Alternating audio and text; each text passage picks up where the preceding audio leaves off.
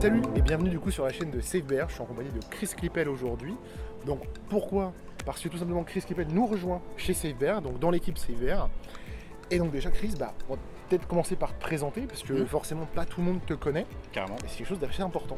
Bah écoute, carrément, déjà merci beaucoup de me recevoir, merci pour la confiance, ça fait extrêmement plaisir de rejoindre l'équipe et de faire partie de l'entreprise SafeBear que moi j'ai la chance de suivre personnellement depuis pas mal de temps parce que nous ça fait plus d'une dizaine d'années qu'on se connaît, qu'on est potes, donc c'est vrai que j'ai pu voir le projet ses balbutiements depuis le début, donc je suis très content. Moi je m'appelle Chris Clippel, Christopher Clippel, bon Chris ça va bien.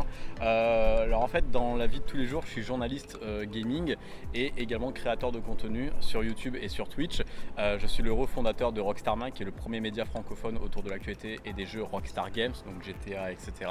Et également le fondateur du premier média francophone sur Naughty Dog Mag, qui là traite les jeux Uncharted, The Last of Us, etc. Depuis quelques temps, j'ai pu me lancer un petit peu aussi sur Twitch, purement par plaisir, pas du tout en tant que professionnel ou en ayant pour objectif d'en vivre. C'est vraiment là pour passer du temps avec la communauté, passer du bon moment, découvrir des jeux, jouer aussi parce que paradoxalement depuis que je suis journaliste gaming je joue beaucoup moins. Et donc voilà. Et donc c'est vrai que moi j'ai toujours été très attaché à la bienveillance, à la fois à la bienveillance générale mais aussi à faire passer la bienveillance par l'intermédiaire du jeu vidéo. Et donc c'est vrai que j'ai créé une association qui s'appelle l'association NSTG Nous Sommes Tous Gamers, qui visait tout simplement à promouvoir la bienveillance par l'intermédiaire du jeu vidéo, que ce soit par les événements caritatifs. J'ai eu la chance de participer ou de animer pas mal d'événements caritatifs, mais également par l'organisation de propres projets. J'ai pu réaliser 2 documentaires sur l'accessibilité dans le jeu vidéo en 2018 et 2019, à l'époque où ce n'était pas encore répandu, où il n'y avait pas tout ce qui était les accessoires et les jeux accessibles. Et donc c'est vrai que nous c'est un petit peu dans cette mouvance qu'on s'est connus, et donc voilà un petit peu pour qui je suis. Et sinon oui, je suis journaliste et rédacteur web sur le média Kelleops, qui sont propriétaires de Journal du Geek, Presse Citron et 01.net. Et donc là je porte main forte à la partie gaming, sachant que je suis aussi journaliste indépendant. Donc voilà. Bah écoute, c'est très cool. Alors aussi, un truc qui est quand même assez important pour les gens, c'est pourquoi tu as rejoint le projet SafeBear, parce que je pense que tu as déjà eu aussi d'autres propositions de rejoindre d'autres sociétés ou d'autres projets directement, mais pourquoi tu as choisi le projet SafeBear et surtout, parce que SafeBear ça a forte de valeur contre le cyberharcèlement. Comme tu l'as dit juste avant, tu as une association, tu prônes la bienveillance, etc. Mais qu'est-ce qui vraiment t'a plu en fait, à l'intérieur de SafeBear, hors le fait qu'on puisse travailler ensemble parce qu'on se connaît depuis un bon nombre d'années?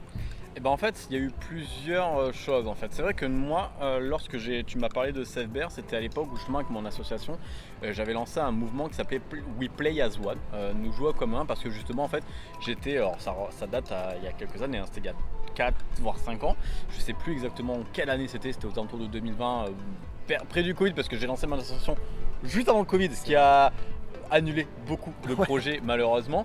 Et donc c'est vrai que je t'en avais parlé parce que en fait moi j'étais parti d'un postulat qui était en fait d'un constat.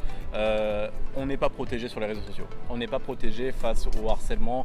En fait tout ce qui se passe dans la vraie vie, alors déjà c'est compliqué malheureusement quand des personnes se font agresser, notamment des femmes, pour que ça aboutisse c'est très compliqué. Mais alors sur internet en fait il n'y avait rien, c'était limite ça n'existe pas. Et voilà, c'était vraiment la jungle et moi ça me rendait complètement fou. Et donc en fait j'avais voulu créer ce mouvement We Play as One, nous jouons comme un, en disant on va réunir des créateurs de contenu, des journalistes, des influenceurs, mais aussi des studios de jeux vidéo, des éditeurs, parce que c'était à l'époque, et justement c'était en 2020, donc il y a 4 ans déjà, parce que c'était pour la sortie de The Last of Us Partie 2, où même les acteurs et les actrices, donc notamment Laura Bailey qui joue Abby, avait été harcelée, menacée de mort, son fils avait été menacé de mort, son enfant qui venait naître, c'était complètement n'importe quoi.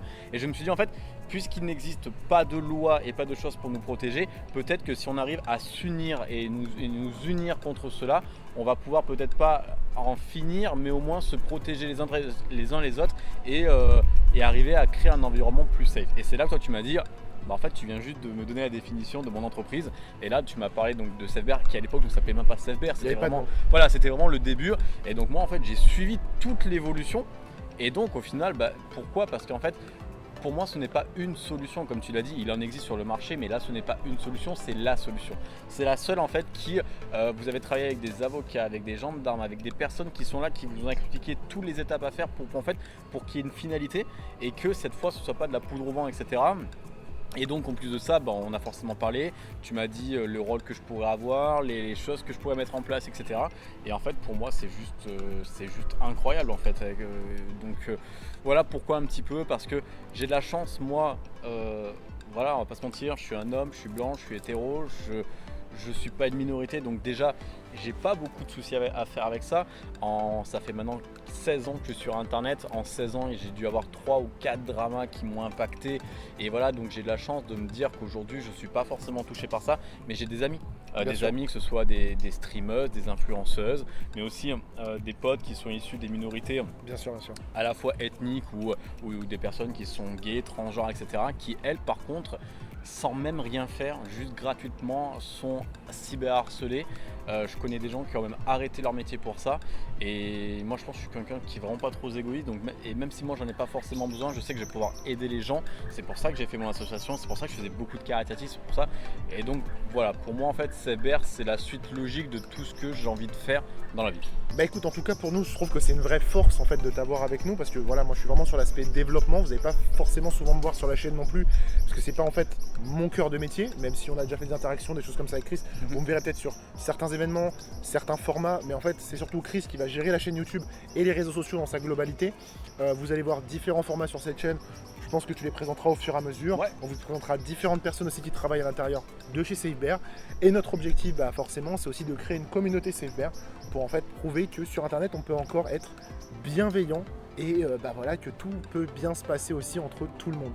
En tout cas, merci beaucoup d'avoir regardé cette vidéo. N'hésitez pas à liker, vous abonner, suivre le projet SafeBear et à vous tenir au courant de tout ce qu'on va faire dans les prochains mois.